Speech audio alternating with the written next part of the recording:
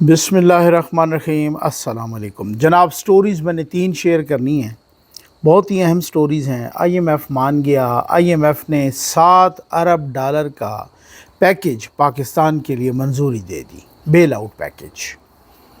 साथ ही मौलाना साहब भी मान गए। मौलाना साहब भी अब तरमीम पे मान गए हैं और वो कौन सी तरमीम करने जा रहे हैं इस पे भी बात करेंगे। और काजी फ़ायज़ ईसा साहब की कल एक वीडियो आई है, पुरानी वीडियो है, जिसमें कोई किसी बेकरी पे वो ख़रीदारी के लिए गए हैं और आगे से उनको बदतमीज़ी की गई है उनके साथ। इस पर भी बात करेंगे। तो जल्दी से आप चैनल सब्सक्राइब कीजिए, जहां घंटी का निशान बना उसे प्रेस कीजिए ताकि हर नई आने वाली वीडियो आप तक पहुंचती रहे, आपको पूछना न पड़े। हमारे वाटर प्रोजेक्ट्स भी लग रहे हैं भाई, अल्लाह के करम और आपके ताउन से लग रहे हैं। तो आप अपने मरहूमीन के इसाले सवाब के लिए एक वाटर प्रोजेक्ट ज़रूर लगवाइए और प्यासों को पानी पिलाइए। आ जाइए जनाब, सबसे पहले काजी फ़ायज़ ईसा साहब वाली ख़बर पे आते हैं। वैसे बहुत अच्छी अच्छी ख़बरें आ रही हैं अल्हम्दुलिल्लाह। ख़बरें तो खैर इंटरनेशनल लेवल पे भी बहुत अहम हैं। आप देख लीजिए कि लबनान की बाकायदा एक तरह से जंग शुरू हो गई है इसराइल के साथ। इसराइल बमबारी कर रहा है। लबनान ने पहली मरतबा, इसराइल ने ख़ुद माना है कि तल अबीब तक उसके रॉकेट्स और उसके मिसाइल पहुंच गए हैं हिज़्बुल्लाह के, और उन्होंने जनाब वहाँ तल अबीब में मोसाद के दफ्तर को अटैक किया है। बहुत बड़ी ख़बरें हैं, बहुत, ये मामूली बात नहीं है। मशरिक़ वस्ती में खुदा न खास्ता एक नई आग लग गई है और इस तरीके से बहुत ही इंटरनेशनल। आप उधर देखें तो अपना वज़ीर आज़म साहब, शहबाज शरीफ साहब, बहुत ही अहम मुलाकातें उनकी, अभी उनका ख़िताब होना है अक़वाम मुत्तहिदा की जनरल असम्बली से, लेकिन बहुत ही अहम मुलाकातें।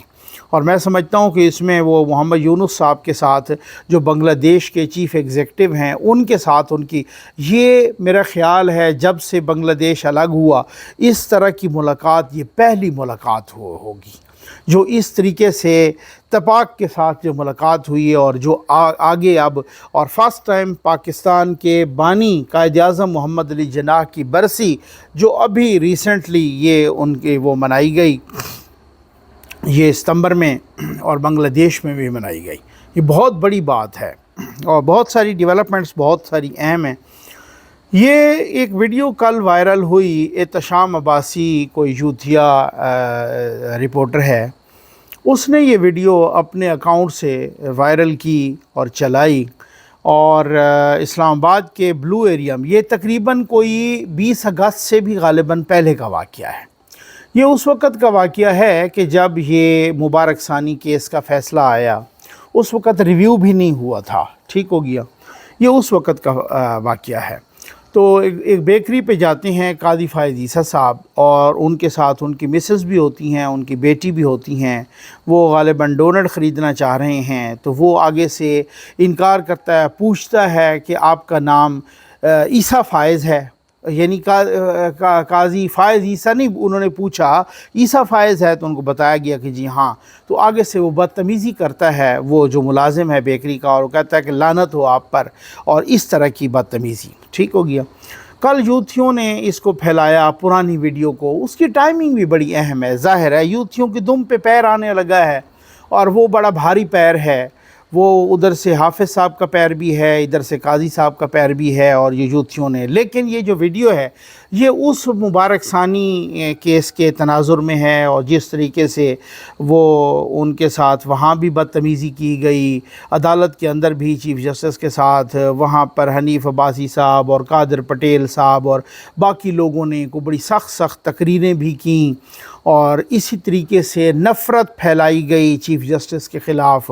मजहबी दहशतगर्दों जत्थों के ज़रिए, ठीक हो गया। वो अब मैं नाम लूँ तो फिर बहुत सारे रोना शुरू कर देते हैं कि जी आप क्यों हमें दहशतगर्द कह रहे हैं। ये मेरे अपने, यकीन कीजिए, परसेप्शन के मुताबिक ये जो लोग हैं ना, ये जिनको रियासत ने बनाया है, रियासत के जो असासे हैं, ये इस वक्त टीटीपी से भी बड़े दहशतगर्द हैं, जो मुआशरे की रगों में जहर फैला रहे हैं اور وہ اپنے پیدا کیے ہیں بھائی، ریاستی اداروں کے اپنے پیدا کیے ہوئے ہیں، آج بھی ریاستی اداروں کے پالے ہوئے ہیں، ان کو جیسے ہی اشارہ ملتا ہے وہ بلو ایریا آ جاتے ہیں، جیسے ہی اشارہ ملتا ہے وہ سپریم کورٹ پہ چڑھ دوڑتے ہیں، وہ جیسے ہی کوئی اشارہ کرتا ہے وہ لاہور جا کے بیٹھ جاتے ہیں۔ تو یہ ان کے اپنے پالے ہوئے سارے لوگ ہیں۔ تو یہ ہمیں بہت کچھ مطلب نقصان تو اب وہ پاکستان کو جتنا کچھ ہو گیا یا جتنا کچھ جو ہمارے اثاثے ہیں وہ ہیں، اسی وجہ سے تو یہ دہشت گردی پھیل کے پتہ نہیں کہاں پہنچ گئی۔ ابھی سندھ میں جس ڈاکٹر کے بارے میں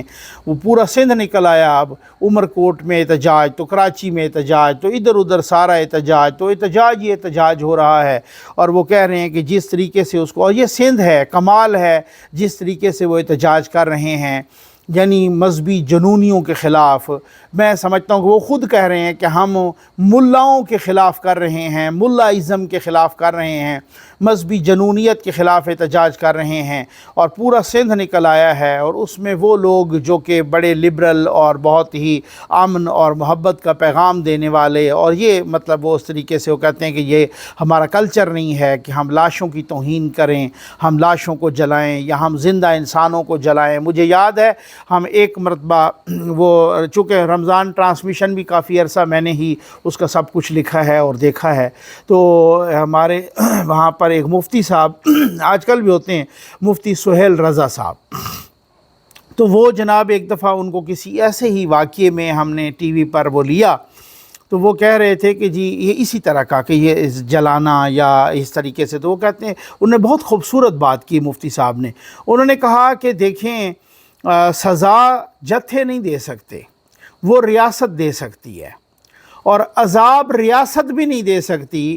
وہ صرف خدا دے سکتا ہے۔ ٹھیک ہے نا؟ یہ مفتی سہیل رضا صاحب کا مجھے جملہ بہت ہی اچھا لگا، بہت ہی زبردست جملہ، کہ جو عذاب ہے نا، مثلا آپ کسی کو زندہ یا اس کی لاش کو جلا دیتے ہیں تو وہ ایک عذاب ہے، عذاب اگر زندہ انسان کو جلا دیں تو وہ ایک عذاب ہے، اور عذاب ریاست بھی نہیں دے سکتی، وہ خدا دے سکتا ہے، اس کے اختیار میں ہے، جیسے یہ جنت اور جہنم کا کانسیپٹ ہے اس طریقے سے۔ تو وہ کہتے ہیں کہ وہ بڑا اچھا لگا مجھے۔ تو یہ ایک تو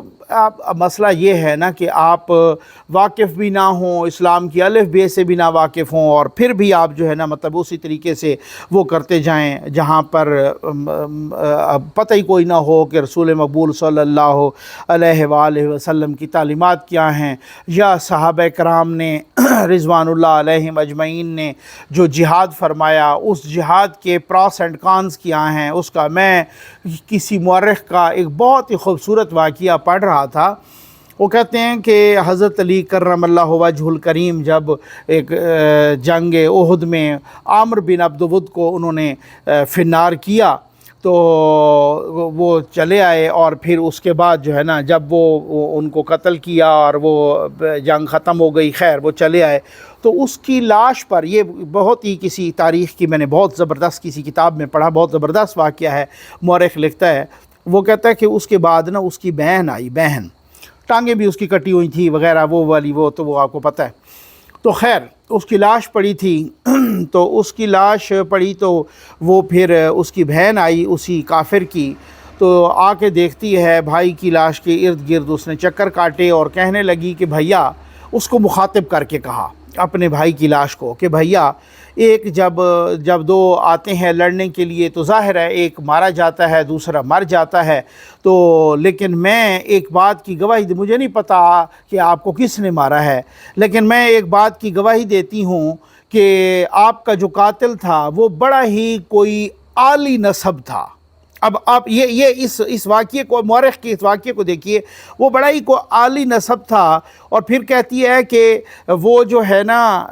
اس نے آپ کو مارا، قتل کیا، آپ کی لاش کی پوری رسپیکٹ کی، دیکھو آپ کی جو زرہ ہے ادھر ہی لگی ہوئی ہے، نیزہ ہے ادھر ہی لگا ہوا ہے، بلم ادھر ہی لگی ہوئی ہے، تلوار آپ کے ساتھ پڑی ہے، آپ کے پورے آلات حرب سے آپ سجے ہوئے ہیں، آپ کی لاش کو ڈس ریسپیکٹ نہیں کیا، آپ کی لاش کی بے حرمتی نہیں کی، تو وہ بڑا کوئی عالی نسب تھا۔ یعنی آپ اندازہ کیجئے کہ بہن آتی ہے مقتول کی، ایک کافر کی بہن آتی ہے اور وہ بجائے اس کے کہ بھائی کی لاش پر وہ نوحہ کرے، وہ قاتل کا قصیدہ پڑھ کے، یہ اسلام کا جہاد ہے۔ آج کل ہم نے جو صورتحال بگاڑ دی ماشاءاللہ، ہم تو ویسے ہی آپ کو پتہ ہے بگاڑنے سنوارنے کے ماہر، اپنے ہاتھ میں ہے سب کچھ، نہ کوئی اسلام کا پتہ اور نہ کوئی اسلام کی تعلیمات کا پتہ، جو بھی بندہ کو بتائے بھی صحیح تو تب بھی آپ اس کے گلے پڑ جائیں۔ تو پڑھیں بھائی گلے آپ، ریاست کو بھی اسی طریقے سے، اور مزہ آ رہا ہوگا ریاست کو۔ یہ وہی بلاول صاحب والی بات ہے کہ آپ کو تبدیلی پسند آئی اور آپ کو امپائر کی انگلی پسند آئی، تو ریاستی اداروں کو ایسے اثاثے پسند آئے اور ایسے اثاثوں کو ریاستی ادارے پسند آئے، تو ٹھیک ہے، مولانا صاحب مان گئے ہیں جناب ترمیم پر۔ کل مولانا صاحب کی میٹنگ ہوئی ہے اپنا ایک صحافیوں کے ساتھ، سینئر صحافیوں کے ساتھ ان کی میٹنگ، پھر اس کے بعد میں نے مولانا صاحب کے قریبی ذرائع سے بھی میں نے بات کی، آج میری بات ہوئی ہے بہت تفصیل کے ساتھ، اور پتہ چلا کہ مولانا صاحب نے کہا ہے کہ یہ جو آئینی ترمیم ہے، یہ جو کانسٹیٹیوشنل کورٹ والی، یہ جو عدالتی آئینی عدالت بنائی جا رہی ہے، اس پہ مولانا صاحب کو اعتراض نہیں ہے۔ سمجھ آ گئی آپ کو؟ اس پر مولانا صاحب کو کوئی اعتراض نہیں ہے۔ اچھا، اس پر مولانا، اچھا میں نے جب پتہ کیا ذرائع سے تو مجھے پتہ چلا کہ بھائی مولانا صاحب کا تو یہ کانسیپٹ ہے کہ بھائی جب ہم اسمبلی میں آتے ہیں، اور واقعی ایسا ہی ہے، میں نے آپ کو کہا تھا نا، میں نے کہا مولانا صاحب بہت زیرک سیاستدان ہیں، وہ کبھی بھی اینٹی پارلیمنٹ نہیں جائیں گے، وہ کبھی بھی ایسا موقع نہیں دیں گے کہ جس سے وہ سیاسی ایک پورے کھیل سے آؤٹ ہو جائیں، یا اس طریقے سے وہ ایسا نہیں کریں گے۔ تو مولانا صاحب وہ کہتے ہیں کہ جناب مولانا صاحب، یہ انہوں نے کہا کہ ہم، وہ بیچ میں اسمبلی میں انہوں نے خطاب کیا تو انہوں نے یہی کہا، انہوں نے کہا کہ یہ جو اسمبلی ہے اب فارم 45 والی ہے یا 47 والی ہے، یہی چلے گی اور اسی کو چلانا ہوگا اور اسی میں بیٹھنا ہوگا، اختلاف بھی اسی سے کرنا ہوگا اور تنقید بھی یہیں پہ کرنی ہوگی اور تعریف بھی یہیں پہ کرنی ہوگی، سب کچھ ادھر ہی ہوگا۔ تو خیر مولانا صاحب نے کہا ہے کہ بھائی وہ چاہتے ہیں کہ جی جس مقصد کے لیے ہم، اور مجھے بتایا گیا کہ ان کی طرح کہ جب پہلے آئے تو 6 مہینے باہر دھرنوں میں بیٹھے رہے، بعد میں آئے تو استعفے دے کے چلے گئے، تو خیر اب اس کی طرح ایسے تو نہیں ہے کہ پھر عوام میں چلے جاتے ہیں۔ بھائی آپ مجھے یہ بتائیں کہ اسی اسمبلی سے استعفے دے کے چلے گئے، چند ماہ کے بعد الیکشن ہوئے، پھر وہ لڑنے پہنچ گئے، تو یہ تو مذاق ہی ہے نا کہ آپ کو جس مقصد کے لیے بھیجتے ہیں عوام اسمبلی کیوں بھیجتے ہوتے ہیں؟ لیجسلیشن کے لیے، قانون سازی کے لیے۔ تو مولانا صاحب کے قریبی ذرائع نے مجھے بتایا کہ بھئی قانون سازی تو کرنی پڑے گی، لیجسلیشن تو کرنی پڑے گی، ترمیم تو کرنی پڑے گی۔ اس کی وجہ یہ ہے کہ ہم ترمیموں کے لیے ہی منتخب ہوتے ہیں اور ہم ترمیموں کے لیے ہی الیکٹ ہوتے ہیں اور ہم لیجسلیشن کے لیے، قانون سازی کے لیے الیکٹ ہوتے ہیں۔ البتہ میرے جو خیالات تھے یا میرے جو اختلاف تھا وہ دور کر دیا جائے تو مجھے کوئی آبجیکشن نہیں ہے، اور مولانا صاحب کو آئینی عدالت پہ بھی کوئی اعتراض نہیں، مولانا صاحب کی ججوں کی روٹیشن پہ بھی کوئی اعتراض نہیں، مولانا صاحب کو ایون عمر بڑھانے پر بھی کوئی اعتراض نہیں۔ مولانا صاحب کو آج بھی اعتراض یہ ہے کہ بھائی ان کے ساتھ مسودہ تو شیئر کریں۔ وہ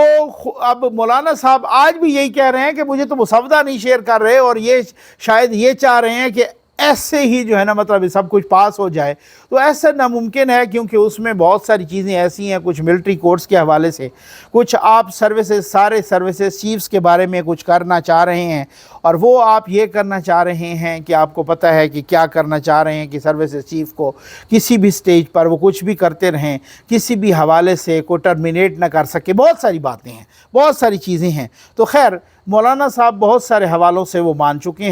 مان گئے ہیں، اور وہ کہہ رہے ہیں کہ اب ظاہر بلاول صاحب ان کے ساتھ مسودہ شیئر کریں گے، اور ہم نے یہی سنا ہے کہ اکتوبر کے فرسٹ ویک میں ہی یہ اجلاس بلایا جا رہا ہے، پہلے 10 دنوں میں۔ اب دیکھتے ہیں کہ اس میں کیا ہوتا ہے، فردر بھی آپ کے ساتھ ہم شیئر کرتے رہیں گے انشاءاللہ۔ اور ساتھ ہی جو ہے نا بہت بڑی بات، بہت اچھی بات ہے کہ IMF نے $7 ارب کا بیل آؤٹ پیکیج منظور کر دیا ہے پاکستان کا، الحمدللہ۔ میں الحمدللہ اس لیے کہہ رہا ہوں، کچھ لوگ کہیں گے کہ جی قرض ہے تو آپ الحمدللہ کہہ رہے ہیں، بھائی اگر یہ قرض نہ ملتا تو آپ بہت کچھ نہیں ہونا تھا۔ پھر اور وزیر اعظم صاحب نے کہا ہے کہ چائنا نے، UAE نے، سعودیہ نے، ان سب نے، دوستوں نے، کویت نے بہت کردار ادا کیا ہے، اور چائنا کا بھی بہت بڑا قرض تھا جو انہوں نے کہا ہے کہ ہم نہیں مانگیں گے ابھی، اور یہی ہے کہ 12.7 ارب ڈالر کا یا اس سے بھی شاید زیادہ ان 3-4 ملکوں کا قرض تھا، برادر ملکوں کا، اور یہ جو چائنا بھی ہے وہ بہت ہی اچھا دوست ہے پاکستان کا، تو ان کا قرض تھا اور انہوں نے کہا کہ ہم نہیں، انہوں نے شورٹی گارنٹی دی ہے، تب یہ گارنٹی دی گئی آئی ایم ایف کو، اور آئی ایم ایف کو انہوں نے ڈائریکٹ گارنٹی دی ہے، تب اس کے بعد آئی ایم ایف نے یہ قرضہ دیا ہے۔ شرائط کڑی ہیں، نو ڈاؤٹ، کچھ لوگ آپ کہیں گے کہ یہ شرائط کڑی ہیں، لیکن اس کڑوی گولی کے بغیر کسی قسم کا کوئی چارہ نہیں تھا، اور یوتھیوں نے پورا انت کا زور لگا دیا، ایڑی چوٹی کا، اور نے کہا کسی طریقے سے یہ نہ ہو۔ اب یوتھیوں کو بہت ساری پرابلمز بھی ہو رہی ہیں اس قرض کے آنے سے، اور وہ یہی کہہ رہے ہیں کہ بھائی یہ تو بڑا مسئلہ ہو جائے گا، کیونکہ یہ قرض آ گیا، اکانومی اب دیکھیں اسٹاک ایکسچینج کہاں چلی گئی، آج بھی 10% کو ریلوے کی کرایوں میں کمی ہو گئی، سنا ہے 1 اکتوبر کو پیٹرول بھی کو 2-4 روپے مزید نیچے آ رہا ہے، مہنگائی بھی، اور یہ آپ خود سن لیجئے اسد عمر صاحب کیا کہہ رہے ہیں، یہ لیجئے۔ پائیدار اقتصادی ترقی کے حصول کے لیے حالات آج ایز وی اسپیک سازگار کہیں گے۔ مطلب اگر آپ کمپیئر کریں کہ جہاں پہ ہم آج سے 1 سال پہلے تھے تو اس سے بہت بہتر صورتحال ہے۔ انفلیشن کے اندر جو ہے افراط زر کے اندر بہت واضح طور پر کمی نظر آئی ہے، ایکسپورٹ کے اندر اضافہ نظر آ رہا ہے، آئی ٹی سروسز کی ایکسپورٹ میں اضافہ نظر آ رہا ہے، آپ کی ریمیٹنسز جو باہر سے تفصیلات زر آتی ہیں اس کے اندر بہت گروتھ نظر آ رہی ہے، ریزروز کے اندر اضافہ ہوا ہے، تو بہت ساری اچھے اشاریے نظر آ رہے ہیں۔ بہت اچھی بات ہے، بہت اچھی بات ہے کہ کوئی بھی اگر کسی صحیح اچھی چیز کو کسی طریقے سے وہ کرتا ہے تو اس کو اپریشیٹ کرنا چاہیے۔ آج جو قاضی فیض عیسیٰ صاحب کے ساتھ ہوا اس پہ متی اللہ جان نے بھی اس کو کنڈیم کیا ہے، اچھی بات ہے، عمران ریاض صاحب نے بھی کنڈیم کیا ہے، اچھی بات ہے، ہمارے دوست بھائی صدیق جان صاحب نے بھی کنڈیم کیا ہے، اچھی بات ہے، لیکن کاش کہ اس چیز کو سارے آپ ہوا نہ دیتے، اس شدت پسندی کو ہوا نہ دیتے، تو کوئی بھی ہو اپریشیٹ کرنا چاہیے جب وہ اچھی بات کرتا ہے۔ میرا اپنا کانسیپٹ یہ ہے کہ کوئی 100% ٹھیک نہیں ہو سکتا، کوئی 100% غلط نہیں ہو سکتا، وہ غلطی اور ٹھیک کا مثبت منفی کا مرکب ہوتے ہیں، ہم اس حوالے سے۔ باقی اگر میں تنقید کرتا ہوں تو میں تنقید برائے تنقید نہیں کرتا، میں اس لیے تنقید کرتا ہوں، یہ ذرا آپ خود سن لیجئے علی امین گنڈاپور وزیر اعلیٰ خیبر پختونخوا کیا فرما رہے ہیں، یہ سنیے۔ میری والدہ کو اللہ بخشے، وہ مجھے وہ جو ہے گفٹ کرتی تھی، وہ ایک چین نام کی میرے گلے میں ضرور ڈالتی تھی، وہ گولڈ کی ہمیشہ، تو جب بھی مجھے پیسے چاہیے ہوتے تھے تو میں یہ ڈرامہ کر کے کہ لڑائی ہو گئی اور چین اس میں گر گئی، چین بیچ دیتا تھا، پھر وہ میرے لیے اور بناتی تھی۔ اور بیچ میں ایسے بھی ہوا کہ کئی دفعہ لڑائی میں کئی دفعہ وہ اگلے بھی کوشش کرتے تھے کہ لڑائی ان سے کریں گے جس کے گلے میں سونے کی چین ہو تاکہ گریب کریں۔ یہ بڑا تیز مائنڈ ہے، ہم پاکستانی جو ہے نا بڑے تیز ہیں۔ 1-2 دفعہ میرے ساتھ یہ ہوا بھی صحیح، لیکن کچھ دفعہ میں نے اس کو پھر ایک ایکسپیرینس بنا کے اور ایک ماڈل ذہن میں رکھ کے پھر اس کو مس یوز بھی کیا، اور یہی کہہ کر کے پھر لڑائی ہو گئی تھی اور چین کسی نے چھین لی اور چوری ہو گئی، لڑائی میں گر گئی نیچے۔ تو بہرحال یہی ہمارے لائف کا ایکسپیرینس ہے، یہی ہماری یہ ہمارا لائف کا ایکسپیرینس ہے۔ ماں گلے میں چین ڈالتی تھی بیٹے کے سونے کی، بیٹا باہر بیچ آتا تھا اور ماں سے جھوٹ بولتا تھا کہ میری چین چھن گئی ہے، ٹھیک ہو گیا۔ یہ جو ماں سے جھوٹ بولتا ہے وہ دھرتی ماں کے ساتھ کیا کرتا ہوگا۔ اور آپ ایک پروگرام ہے کرن تھاپر نے کیا تھا کافی عرصہ، 2-3 پروگرام کیے عمران خان کے ساتھ، آپ وہ پروگرام دیکھیں، میں آپ کو ریکمینڈ کر رہا ہوں کہ آپ وہ پروگرام دیکھیں۔ سب سے پہلا کویسچن کرن تھاپر کرتا ہے وہ اس عمران خان صاحب سے کہ آپ جب باہر جا رہے تھے تو آپ کو اپنی ماں نے کہا کہ بھائی کہ آپ نے گوریوں کا زیادہ ساتھ نہیں لگنا، آپ نے گوریوں کا خیال رکھنا ہے، اور تو پھر وہ کہتے ہیں ہاں ماں مجھے کہہ رہی تھی کہ آپ نے زیادہ گوریوں کے ساتھ نہیں لگنا، لیکن میں پھر بھی لگا ہوں، میں نے وہاں شادی بھی کی ہے گوری کے ساتھ۔ اب سمجھ آ گئی ہے، یہ جو ماں کی نہیں مانتے وہ دھرتی ماں کی کیا مانیں گے؟ جو ماں کی تربیت نہیں، اب ماں کی تربیت جن پہ اثر نہیں کرتی۔ میں پڑھ رہا تھا حاتم طائی سے کسی نے پوچھا کہ آپ اتنے سخی کیسے ہیں؟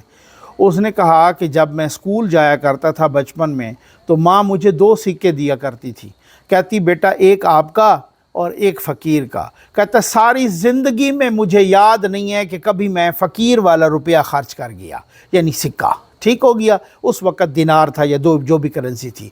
کبھی بھی مجھے ساری زندگی یاد نہیں ہے جب تک مجھے ماں دیتی رہی. یہ ماں کی تربیت ہوتی ہے. ایسے نہیں بنتے اتنے بڑے بڑے لوگ. یہ ماں کی گود کی تربیت ہوتی ہے. ان نامرادوں پر تو ماں کی گود کی تربیت کا اثر نہیں ہوا. یہ تو وہ لوگ ہیں ان پہ تو اس کا بھی اثر نہیں ہوا. بہت اچھی بات ہے بھائی، IMF نے قرض منظور کر دیا ہے، الحمدللہ بہت اچھی بات ہے. اور قاضی فائد عیسیٰ صاحب نے جسٹس منصور علی شاہ کے خط کا بھی جواب دے دیا. جسٹس منصور علی شاہ نے خط لکھا تھا کہ منیب اختر صاحب کو کیوں کمیٹی سے آؤٹ کیا گیا ہے. میں تب تک نہیں بیٹھوں گا، آپ لاڈلا پن تو دیکھیں، میں تب تک نہیں بیٹھوں گا جب تک منیب اختر صاحب کو آپ کمیٹی میں شامل نہیں کریں گے. اب اس خط کا جواب آ گیا ہے. ٹھیک ہو گیا جی. اب اس خط کا جواب آ گیا ہے اور اس خط میں بہت ساری وجوہات بیان کی گئی ہیں اور بتایا گیا ہے کہ آپ کو شاید پتہ ہی نہیں ہے جسٹس منصور علی شاہ صاحب، آپ کو تو پتہ ہی کوئی نہیں ہے کہ یہ میں نے پہلے جسٹس یحییٰ آفریدی صاحب سے ریکویسٹ کی. اب جب انہوں نے منع کر دیا تب اس کے بعد میں نے جسٹس امین الدین خان، حالانکہ وہ لاہور کے لیے تیار کھڑے تھے، انہوں نے اپنا لاہور کا جو ٹرپ ہے یا جانا ہے وہ ملتوی کر دیا اور وہ کمیٹی میں. اور ساتھ بتایا کہ پوری چھٹیاں گزاری ماشاءاللہ جسٹس منیب اختر صاحب نے، پوری چھٹیاں گزاری. ٹھیک ہے نا، ان پر مقدمات کا جو بوجھ تھا جو کچھ، انہوں نے کچھ بھی نہیں وہ کیا، پوری چھٹیاں گزاری. ججز رائے بتاتے ہیں جسٹس منیب اختر صاحب کا جو مبینہ طور پہ رویہ ہے اپنے سینئر ججز کے ساتھ، وہ بھی بہت ہی کرخت قسم کا رویہ ہے. ٹھیک ہو گیا نا، یہ اس قاضی فیض صاحب کے ریفرنس سے بھی بتایا جا رہا ہے.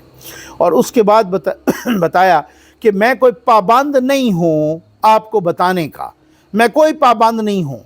لیکن میں یہ پھر بھی چونکہ وہ آئین اور قانون پر وہ رکھتے ہیں تو میں پھر بھی آپ کو یہ ساری چیزیں بتا رہا ہوں. اور آپ جناب، آپ نے اس وقت تو یہ کہا کہ میں پتہ نہیں کوئی مصروف ہوں یا اس طرح سے لکھا کہ جی میں کمیٹی کا وہ نہیں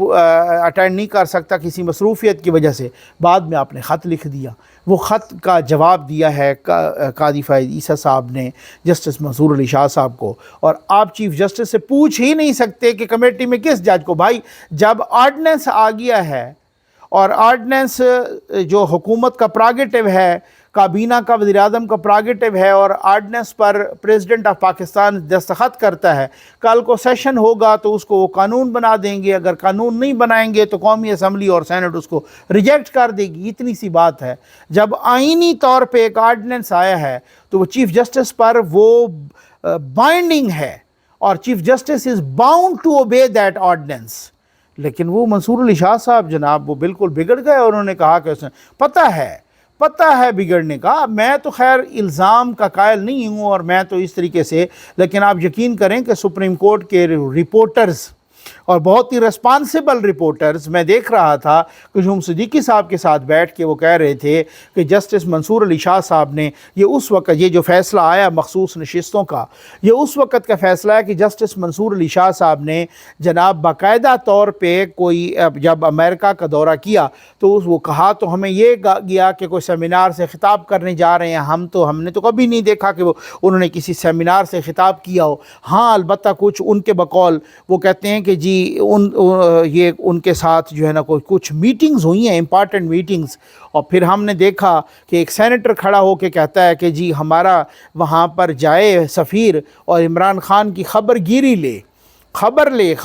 کرے. اور پھر ہم نے خبر گیری یہ دیکھی کہ مخصوص نشستوں کا فیصلہ آ جاتا ہے اور ان کی جھولی میں ڈال دیا جاتا ہے، جو کہ خود اس کے وہ بھی 3 ججز نے اتنے سخت ریمارکس دیے، جسٹس نعیم اختر صاحب، جسٹس امین الدین خان صاحب اور ایون جسٹس یحییٰ آفریدی صاحب بھی. انہوں نے کہا کہ یہ تو فریق ہی نہیں تھے،